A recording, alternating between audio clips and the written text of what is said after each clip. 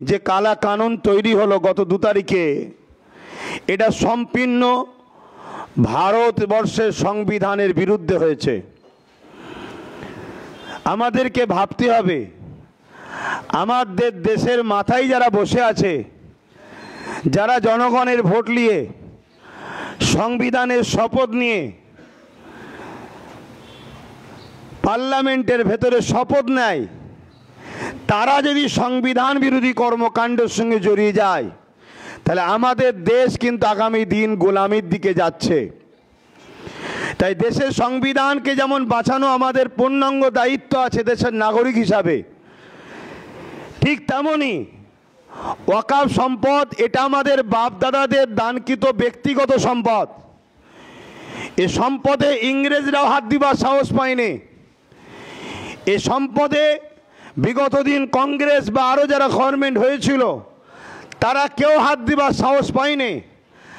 আজকের এই কেন্দ্রের ফ্যাসিবাদ জালিম মোদী সরকার সংবিধানকে বুনাগুল দেখিয়ে জোর করে মসজিদ মাদ্রাসাকে ভেঙে দিবার জন্য এবং মুসলমানদের ওয়াকফ সম্পত্তি কবরস্থান ঈদগাহগুলোকে কর্পোরেটর পুঁজিপতিদের হাতে তুলে দিবার জন্য আজকে যে ঘৃণা চক্রান্ত করেছে, যে বিল পাশ করিয়ে তারা নিয়েছে, তারা হয়তো হলের মধ্যে ঘরের মধ্যে সংখ্যা গুরু দেখিয়ে বার করে নিয়েছে, কিন্তু আমাদের ঘরে রাজপথে এবং নিজ এলাকার মসজিদ মাদ্রাসা রক্ষার জন্য আমাদের জীবনের শেষ নিঃশ্বাস পর্যন্ত, রক্তর বিন্দু শেষ থাকা পর্যন্ত শরীরে আমাদেরকে এই কানুনের, এই কালা কানুনের, এই সংবিধান বিরোধী আইনের বিরুদ্ধে আমাদেরকে লড়াই করে সংবিধানকে যেমন বাঁচাতে হবে, তেমন আমাদের মসজিদ মাদ্রাসা কবরস্থান ঈদগাহ খানকা, আমাদের ঐতিহ্য, মুসলমানের সম্পদ, ভারতবর্ষের বুকে আমরা যে আছি, এই যে ঐতিহ্য, এটাকে বাঁচাবার জন্য আমাদের ঘরে সর্বদিক দিয়ে লড়াই করতে হবে। এতে আপনারা কি প্রস্তুত তো নাকি? জোরে বলুন, প্রস্তুত তো নাকি? আমরা যেমন দেশের জন্য কথা বলবো, দেশের জন্য জান মাল প্রয়োজন যতটা হবে সবটাই কুরবান করব, করেছি, আগামীতেও করব। মানুষের সেবায়, মানুষের জন্য, মানুষের হয়ে নিজেদের জীবনকে আমরা লাগাবো। কিন্তু মনে রাখবেন, দেশ ও মানুষকে ভালোবাসার শিক্ষা দিচ্ছে আমার ধর্ম ইসলাম। অতএব সেই ইসলামের প্রপার্টি, ইসলামের সম্পদ মসজিদ মাদ্রাসার ওপরে যদি আঘাত আসে, তারা হয়তো সংখ্যা গুরু দেখিয়ে, তাদের এমপি বেশি দেখিয়ে জোর করে ঘরের মধ্যে আইন পাশ করে নিতে পারে, কিন্তু এই আইনকে বাস্তবে লাগু আমরা ভারতীয়রা সংবিধানকে সামনে রেখে হতে দেব না। এটা আমরা অঙ্গীকারবদ্ধ হচ্ছি, তাই তো নাকি? তার জন্য আমাদেরকে সংবিধানের দায়রার মধ্যে থেকে, সংবিধান যেভাবে আমাদেরকে পাওয়ার দিয়েছে, সংবিধান যেভাবে আমাদেরকে অধিকার দিয়েছে, সংবিধান যেভাবে আমাদেরকে ক্ষমতা দিয়েছে, সেইগুলোকে সামনে রেখে আমরা সম্পূর্ণ ক্ষমতাকে প্রয়োগ করে হয়ে সংবিধানকে যেমন বাঁচাবো, সংবিধান বিরোধী যে আইন তৈরি করেছে কেন্দ্রের ফ্যাসিবাদ মোদী সরকার, সেই আইনকেও আমরা প্রতিরোধ করে দেখাবো ইনশাআল্লাহ। বিগত দিনে কৃষক ভাইদের বিরুদ্ধে কালা কানুন তৈরি হয়েছিল। কৃষক ভাইরা হরিয়ানা থেকে শুরু করে একটা রাজ্য থেকে, বিশেষ করে বিহার, হরিয়ানা, কি বলে, পাঞ্জাব থেকে শুরু করে আজকে সে কালা কানুনকে কেন্দ্র সরকার প্রত্যাখ্যান করতে বাধ্য হয়েছে। পুরো দেশের, এটা শুধু মুসলমানের ব্যাপার নয়। একদিকে যেমন মুসলমানদের ওয়াকফ সম্পত্তি ঠিকই, কিন্তু মনে রাখবেন, সমাজকে বুঝান এটা সংবিধান বিরোধী হচ্ছে। তা সংবিধান তো মুসলমানের যতটা, হিন্দুদের ততটা, খ্রিস্টানের ততটা, প্রত্যেকটা ভারতীয় মানুষের দায়িত্ব সংবিধানকে বাঁচানো।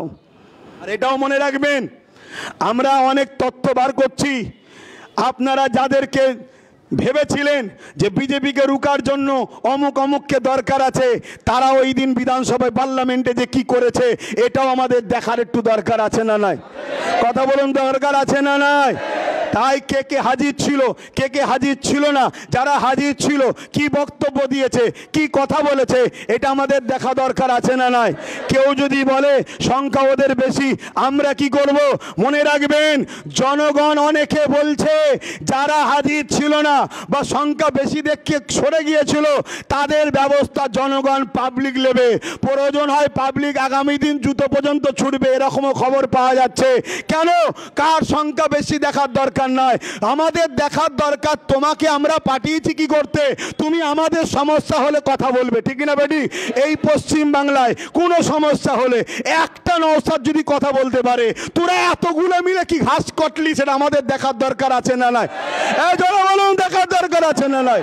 তো সেই জায়গাতে আমাদেরকে এই খবরটাও নিতে হবে, এই বিষয়টা আমাদেরকে জানতে হবে।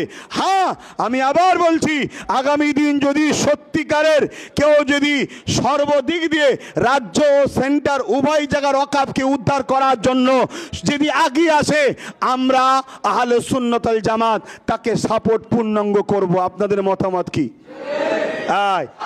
আর একটা পয়েন্ট যেটা বললাম মাথায় রাখবেন, একটু চোখ খুলুন। আমরা যাদেরকে মনে করেছিলাম বিজেপি রুখতে গিয়ে ইনাকে দরকার, আর এবং উনি বলেছিলেন কিছুদিন আগে, দেখলেন না রেড রোডে গিয়ে বলল মুসলমান তোমাদের জন্য আমি সব করব, তোমাদের কোনো নিরাপদ নেই। তাহলে আমাদের খোঁজ লিয়া দরকার, মুসলমানের বিরুদ্ধে কালা কানুন তৈরি হচ্ছিল, সে ব্যক্তি তখন কি করছিল জানা দরকার আছে না? তাহলে এরা কত বড় যে ধোঁকা দিচ্ছে আমাদেরকে, এটা বুঝতে হবে। এখনো সময় আছে, এখনো সময় আছে।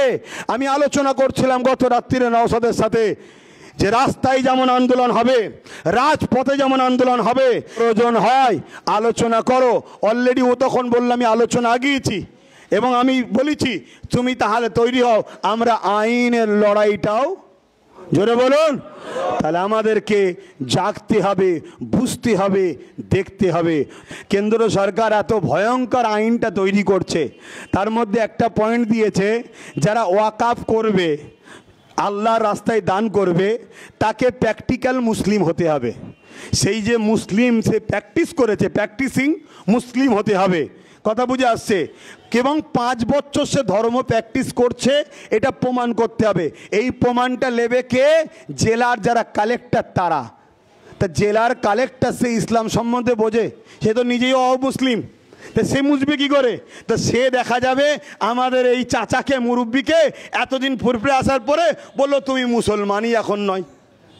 কোনো ইমামকে ডেকে বলবে এই ইমাম চলবে না, কেন মুসলমান নয়।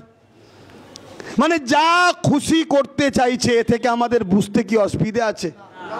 সবচেয়ে বড় বিষয় হচ্ছে আরও যত ধর্মীয় ট্রাস্ট আছে, হিন্দু ভাইদের, জৈন ভাইদের, শিখ ভাইদের, পার্সি ভাইদের, প্রত্যেকটা ট্রাস্টের যে বডি হয় সে বডিতে লেখা আছে, যেমন হিন্দু ভাইদের বডিতে লেখা আছে শুধুমাত্র হিন্দু ভাইরাই থাকবে, অমুসলিম বা অহিন্দু তারা কেউ থাকতে পারবে না।